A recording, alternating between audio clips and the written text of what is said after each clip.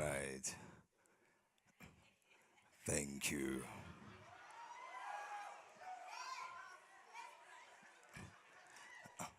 All right.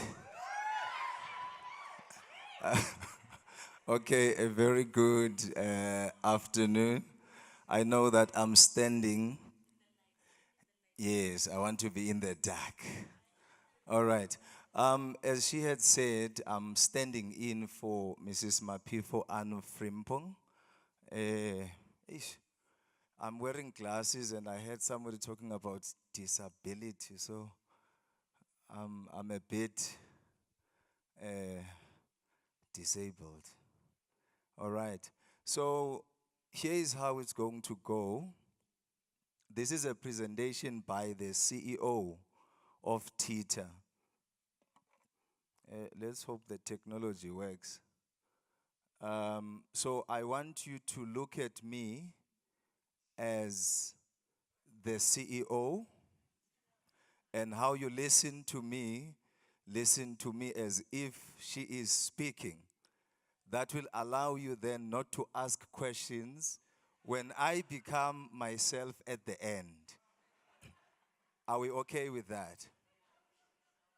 Because as you may understand, she was here sitting here about to do the presentation, but then she fell ill and then she had to go. Now you can imagine if I have to just jump in and be here. All right. Now, this is the theme that we are going to talk under Tito's plan to combat scarce skills in the transport sector in line with the NDP 2030, that is the vision. Okay, this is the slight overview, but we will try and run as fast as we can because when I checked the time, it said 5 minutes before lunch. So that gives me only 5 minutes to finish about 50 slides. All right. Now, in terms of the overview, I thought it's best that we just flesh out what is it that we plan to do as an organization, or what is it that guides us. These are the strategies that we have centered our approach under, and there are different then programs that will then be run in line with those.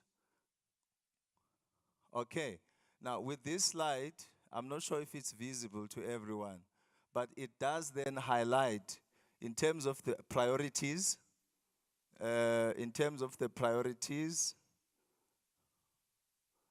you see technology sometimes. I thought this thing has a pointer, but the priorities in the middle, it does give you an indication what is it that TETA is focusing on. And then on your right, then you'll see the programs that are aligned to those priorities. What is it that we want to do? It's consolidated within the programs that are highlighted on your right. Okay, now with this slide, if I were to stay here for my last 2 minutes, you've got the strategic goals 1 to 4. The first one is talking to the administration. How are we going to support all the plans and the programs or the interventions that we have? That one is captured there. In terms of the interventions, contract support services, administration services. But now if you look at that, because we are in the skills development space, we deal with training providers, we've got employers, we've got different stakeholders that we operate with that would then need a contract to ensure that you fulfill the mandate that you are given. So it becomes then critical that we are well equipped in terms of managing that process so that the output does not suffer.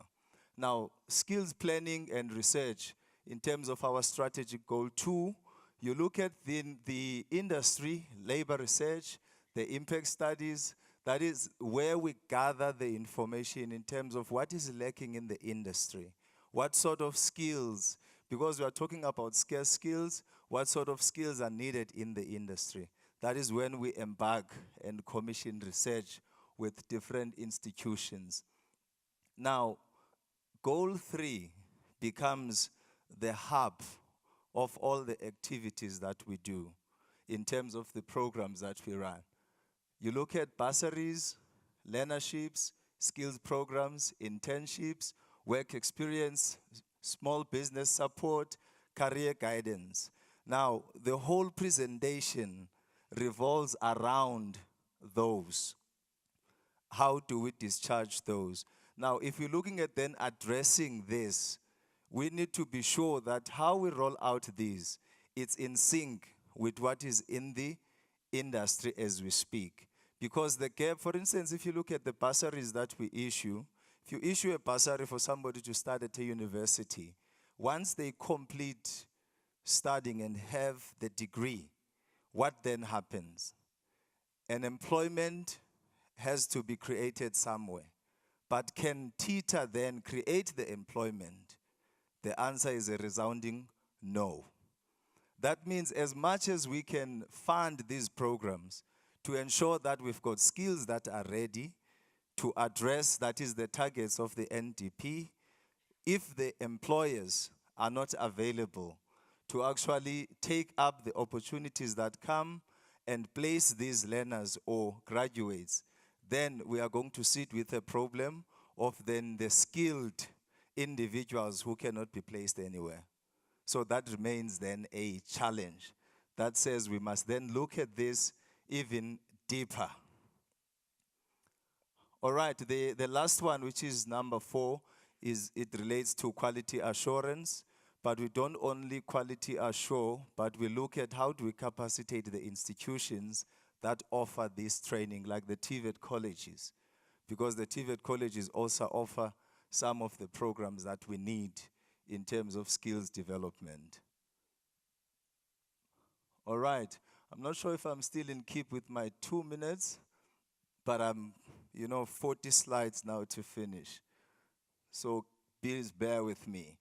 Now, in terms of these two, we've just taken a short extract in terms of what does the NDP. Wow, there is a 2 minutes there. I like you. All right, in terms of the NDP, we've just extracted these, that the NDP was not only constructed in the absence of everybody else, but it was an inclusive initiative that involves many different stakeholders to ensure that the strategies are there. Okay, now these are just the challenges that we have identified. We're not going to highlight all of them. The skills mismatch, I think it was mentioned in the earlier presentation, that you have somebody who says there are vacancies. There is somebody who says, I've got the qualifications. But when you then want to employ, you find that there is a mismatch in terms of the skills available and the opportunities that exist in the market. So then the challenge for us is how do we then begin to close that gap?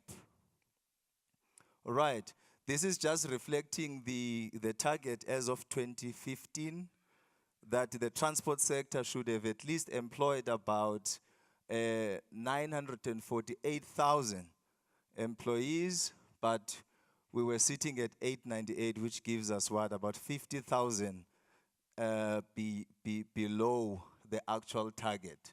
Okay, if you read the red portion, no work without experience, no experience without work, that is the catch-22 situation graduates are faced with.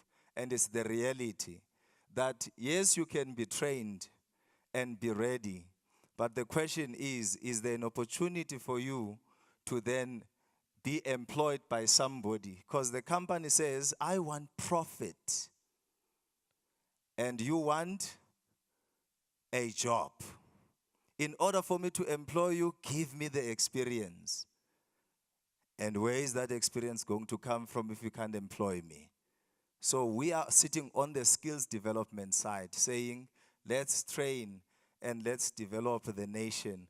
However, we need to integrate these processes so that on the employment side, being cognizant of the fact that the economy of the country also plays a role. Because if companies close down, then jobs suffer. I'm seeing a white written note that says, lunch is served. Your time is up.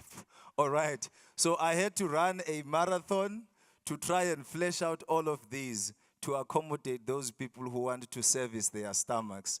So that is my cue to say farewell. Thank you so much.